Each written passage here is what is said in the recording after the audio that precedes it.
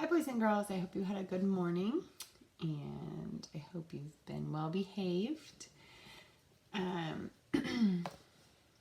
Hopefully, you remember my expectations of you and you've been following them. We're going to start with our first chapter we're going to read today. It's called Ex-Friends. And I want you to think about who is the narrator of this section.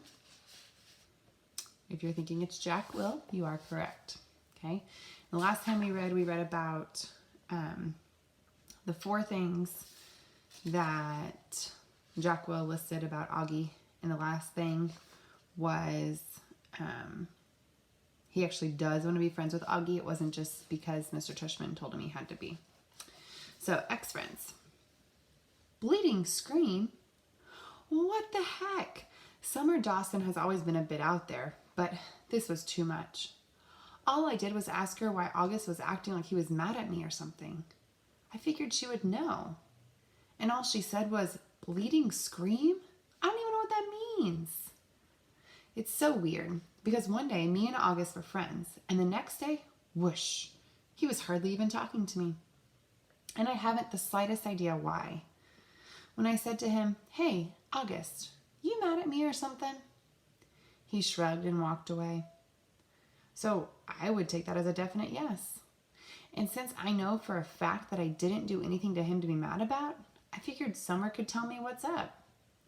But all I got from her was bleeding scream? Yeah, big help. Thanks, Summer. You know, I've got plenty of other friends in school, so if August wants to officially be my ex-friend, then fine. That is okay by me. See if I care. I've started ignoring him like he's ignoring me in school now. This is actually kind of hard, though, since we sit next to each other in practically every single class. Other kids have noticed and have started asking if me and August have had a fight. Nobody asked August what's going on. Hardly anyone ever talks to him anyways. I mean, the only person he hangs out with, other than me, is Summer.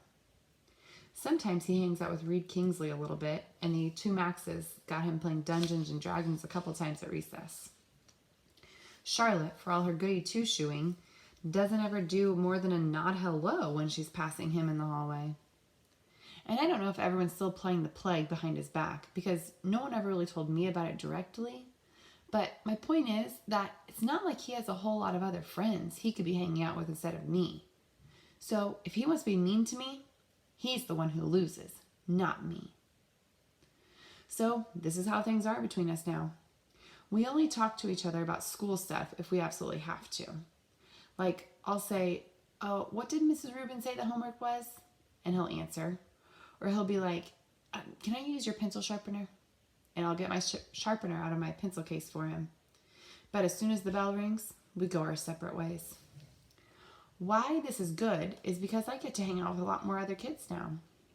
Before, when I was hanging out with August all the time, kids weren't hanging out with me because they'd have to hang out with him. Or they'd keep things from me, like the whole thing about the Plague. I think I was the only one who wasn't in on it, except for Summer and maybe the Dungeons and Dragons crowd.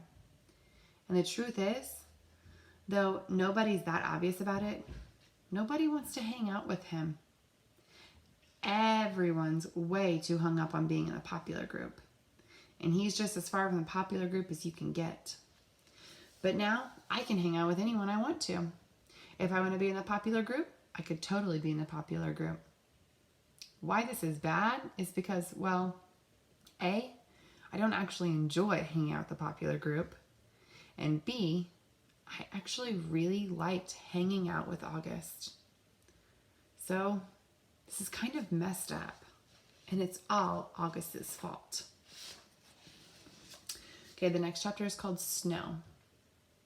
The first snow of winter hit right before Thanksgiving break. School was closed, so we got an extra day of vacation. I was glad about that because I was so bummed about this whole August thing, and I just wanted some time to chill without having to see him every day. Also, waking up to a snow day is just about my favorite thing in the world. I love that feeling when you first open your eyes in the morning and you don't even know why everything seems different than usual. Then it hits you. Everything is quiet. No cars are honking. No buses are going down the street. Then you run over to the window, and outside everything is covered in white. The sidewalks, the trees, the cars on your street, your window panes.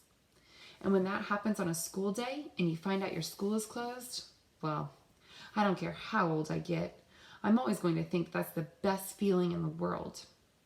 And I'm never going to be one of those grown-ups that uses an umbrella when it's snowing. Ever. Dad's school was closed too, so he took me and Jamie sledding down Skeleton Hill at the park. They say a little kid broke his neck while sledding down that hill a few years ago, but I don't know if this is actually true or just one of those legends. On the way home, I spotted this banged up wooden sled kind of propped up against the old Indian rock monument. Dad said to leave it, that it was just garbage. But something told me it would make the greatest sled ever. So Dad let me drag it home, and I spent the rest of the day fixing it up. I super glued the broken slats together and wrapped some heavy-duty white duct tape around them for extra strength. Then I spray painted the whole thing white with the paint I had gotten from the alabaster sphinx I was making for the Egyptian Museum project. When it was all dry, I painted lightning in gold letters in the middle piece of the wood, and I made a little lightning bolt symbol above the letters. It looked pretty professional, I have to say. Dad was like, "Wow, Jackie, you were right about that sled." The next day, we went back to Skeleton Hill with Lightning. It was the fastest thing I've ever ridden. So much faster than the plastic sleds we'd been using. And because it had gotten warmer outside, the snow had become crunchier and wetter. Good packing snow. Me and Jamie took turns on Lightning all afternoon. We were in the park until our fingers were frozen and our lips had turned a little blue. Dad practically had to drag us home. By the end of the weekend, the snow had started turning gray and yellow, and then a rainstorm turned most of the snow to slush. When we got back to school on Monday, there was no snow left. It was rainy and yucky the first day back from vacation, a slushy day. That's how I was feeling on the inside, too. I nodded hey to August the first time I saw him. We were in front of the lockers. He nodded hey back. I wanted to tell him all about Lightning, but I didn't. Okay, the next chapter is called Fortune Favors the Bold. Mr. Brown's December precept was, "Fortune favors the bold." We were all supposed to write a paragraph about some time in our lives when we did something very brave and how, because of it, something good happened to us. I thought about this a lot, to be truthful. I have to say that I think the bravest thing I ever did was become friends with August. But I couldn't write about that, of course. I was afraid we'd have to read these out loud or Mr. Brown would put them up on the bulletin board like he does sometimes. So instead, I wrote this lame thing about how I used to be afraid of the ocean when I was little. It was dumb, but I couldn't think of anything else. I wonder what August wrote about. He probably had a lot of things to choose from. Okay, and the next chapter is called Private School. My parents are not rich. I say this because people sometimes think that everyone who goes to a private school is rich, but that isn't true with us. Dad's a teacher and Mom's a social worker, which means they don't have those kind of jobs where they make gazillions of dollars. We used to have a car, but we sold it when Jamie started kindergarten at Beaker Prep. We don't live in a big townhouse or one of those doorman buildings along the park.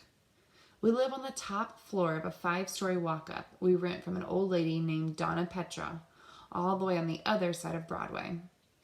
That's code for the section of North River Heights where people don't want to park their cars. Me and Jamie share a room. I overhear my parents talk about things like, "Can we do without an air conditioner one more year?" Or, "Maybe I could work 2 jobs this summer." So today at recess, I was hanging out with Julian and Henry and Miles. Julian, who everyone knows is rich, was like, "I hate that I have to go back to Paris this Christmas. It's so boring."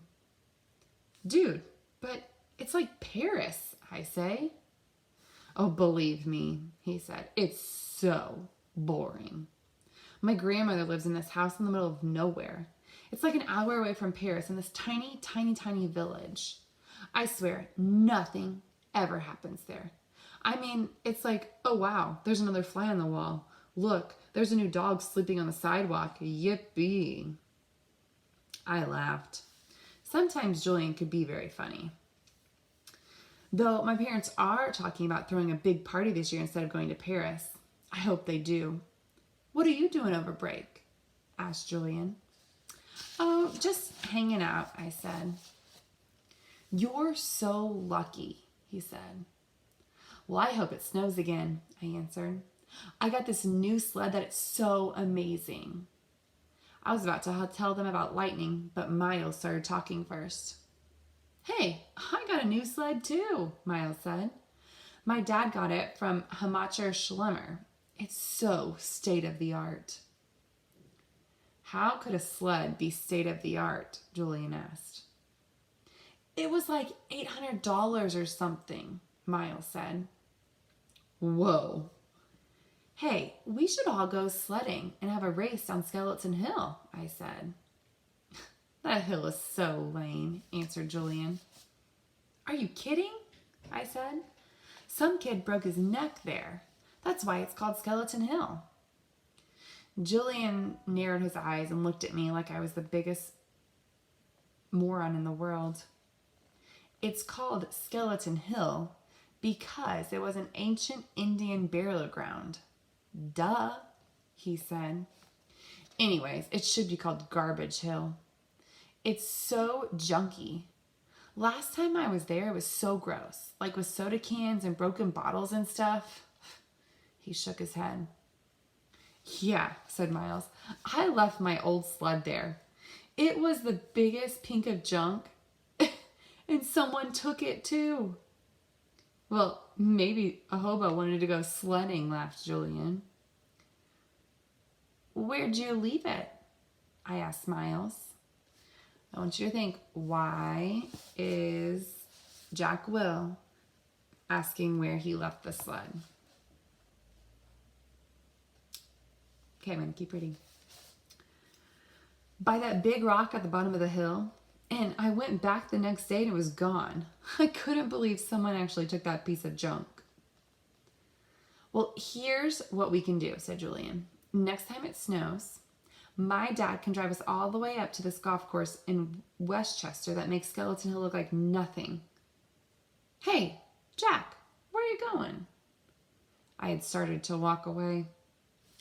I've got to get a book out of my locker, I said. But I lied. I just wanted to get away from them fast. I didn't want anyone to know that I was the one who had taken the sled. Okay, we're going to do one more chapter. This chapter is called In Science. I'm not the greatest student in the world. I know some kids actually like school, but I honestly can't say I do. I like some parts of school, like PE and computer class, and lunch and recess, but all in all, I'd be fine without school. And the thing I hate the most about school is all the homework we get. It's not enough that we have to sit through class after class and try and stay awake while they fill our heads with all this stuff we'll probably never even need to know. Like how to figure out the surface area of a cube or what the difference is between kinetic and potential energy. I'm like, who cares? I've never ever heard my parents say the word kinetic in my entire life. I hate science the most out of all my classes. We get so much work, it's not even funny. And the teacher, Miss Rubin, is so strict about everything. Even the way we write our headings out on the top of our papers. I once got 2 points off of a homework assignment because I didn't put the date on the top. Crazy. When me and August were still friends, I was doing okay in science because August sat next to me and always let me copy his notes. August has the neatest handwriting of anybody I've ever seen who's a boy. Even his cursive is neat. Up and down perfectly with really small, round, loopy letters. But now that we're ex-friends, it's bad because I can't ask him to let me copy his notes anymore. So I was kind of scrambling today, trying to take notes about what Miss Rubin was saying. my handwriting being awful, when all of a sudden she started talking about the 5th grade science fair project, how we all had to choose a science project to work on. While she was saying this, I was thinking, we just finished the Egypt project. Now we have to start a whole new thing? And then in my head, I was like, oh no. Like that kid in Home Alone with his mouth hanging open and his hands on his face. That was the face I was making on the inside. And then I thought of those pictures of melting ghost faces I'd seen somewhere where their mouths are open wide and they're screaming. And then all of a sudden this picture flew into my head, this memory. I knew what Summer had meant by bleeding scream.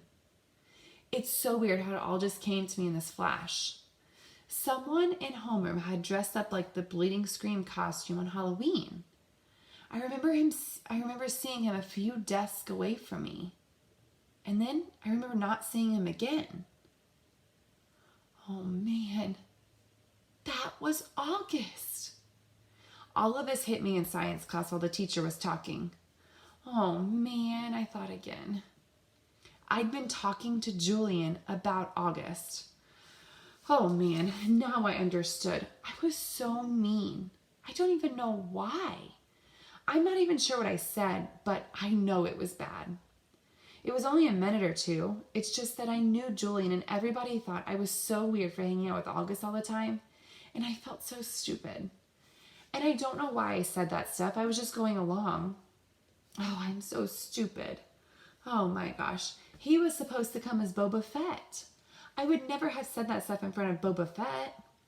But that was him.